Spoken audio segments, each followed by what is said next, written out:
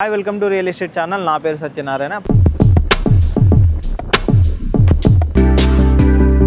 ముందుగానే లైడర్ survey, triple south అలైన్మెంట్లో మార్పు, regional ring road దక్షిణ భాగ నిర్మాణంపై సర్కారు సమీక్షించారు.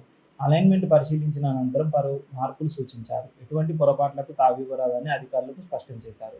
రీజనల్ రింగ్ రోడ్డు నిర్మాణ పనులను తెలంగాణ ప్రభుత్వం అత్యంత ప్రతిష్టాత్మకంగా తీసుకుంది. ప్రతి అంశాన్ని క్షుణ్ణంగా పరిశీలిస్తూ నిర్ణయాలు తీసుకునే పరిధిలో ఉంది. తాజాగా ట్రిబుల్ దక్షిణ భాగం నిర్మాణాలపై అధికారులు సమీక్షించి కీలక సూచనలు చేసుకున్నారు. తెలంగాణలో వచ్చే 50 ఏళ్ల అవసరాలకు తగ్గినట్టుగా రీజనల్ రింగ్ రోడ్డు, రేడియల్ రోడ్ల నిర్మాణం ఉండాలని స్పష్టం చేశారు. ఇతర రహదారుల నిర్మాణం, జంక్షన్లు, వాటి మధ్య అనుసంధానత ఉండాలని సూచించారు. ట్రిబుల్ దక్షిణ భాగంకు సంబంధించిన అలైన్మెంట్ను పరిశీలించిన అనంతరం పలు మార్పులు సూచించారు. ట్రిబుల్ దక్షిణ భాగంకు సంబంధించిన అలైన్మెంట్కి సంబంధించి అటవీ ప్రాంతం, జలవనరుల, మండలం కేంద్రాలు, గ్రామాల విషయంలో ముందుగానే లైడార్ సర్వే చేపట్టాలని ఆదేశించారు. అలైన్మెంట్ విషయంలో తగు జాగ్రత్తలు తీసుకోవాలని, ఎటువంటి పొరపాట్లకు తావివ్వరాదని స్పష్టం చేశారు. శాటిలైట్ టౌన్షిప్లు, పారిశ్రామిక పార్కులకు ఏర్పాటుకు అనుగుణంగా రేడియల్ రోడ్లకు రూపకల్పన చేయాలని సూచించారు. ఓఆర్ఆర్ నుంచి ట్రిబుల్ వరకు అనుసంధానం చేసే రేడియల్ రోడ్ల నిర్మాణం ప్రక్రియ వేగవంతం చేయాలన్నారు.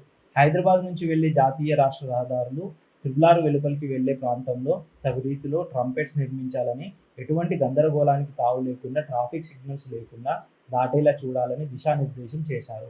హైదరాబాద్ శ్రీశైలం జాతీయ రహదారిలో ఎలివేటర్ కారిడార్ నూతన అలైన్మెంట్కు సంబంధించి పలు సూచనలు చేశారు.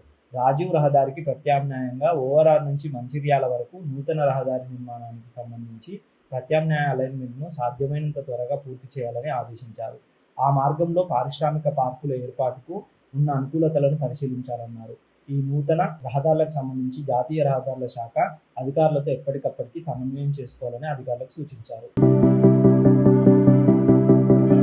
తెలంగాణకు మరో మణిహారంగా రీజనల్ రింగ్ రోడ్డు ప్రాజెక్టు నిలవనుంది. ట్రిబుల్ఆర్ను 348 కిలోమీటర్ల పొడవున 2 భాగాలుగా ఉత్తర, దక్షిణ నిర్మించాలన్నారు. దీనికి 10,000 ఎకరాల వరకు భూసేకరణ చేపట్టాల్సి ఉంటుంది. ఇప్పటికే ఈ ప్రక్రియ కూడా షురువైంది.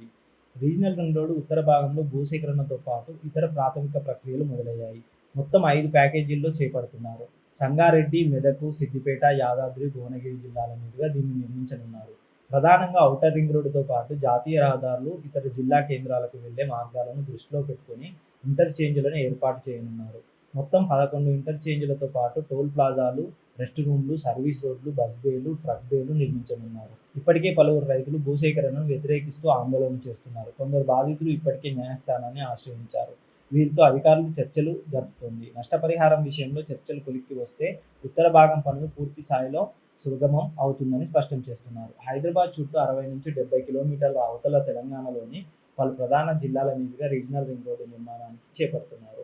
ఇక దక్షిణ భాగం 182 కిలోమీటర్ల మేర ఉంటుందనేది ప్రాథమిక అంచనా. ఇది సంగారెడ్డి నుంచి కంది, నవాబ్పేట, చేవెళ్ల, షాబాదు, షాద్నగర్, అమంగల్, మర్రిగూడ, సంస్థాన్ నారాయణపూర్ మీదుగా చౌటుప్పల వరకు పొడవు విస్తరించి ఉండనుంది. ఇక్కడ భూసేకరణ విషయంలో ఇబ్బందులు తలెత్తుతున్నాయి. వీటిని అధిగమించే దిశగా ప్రభుత్వం అడుగులు వేస్తుంది. ఇలాంటి మంచి రియల్ ఎస్టేట్ న్యూస్ కోసం మా ఛానల్ని సబ్స్క్రైబ్ చేయండి, షేర్ చేయండి, కామెంట్ చేయండి. Thank you.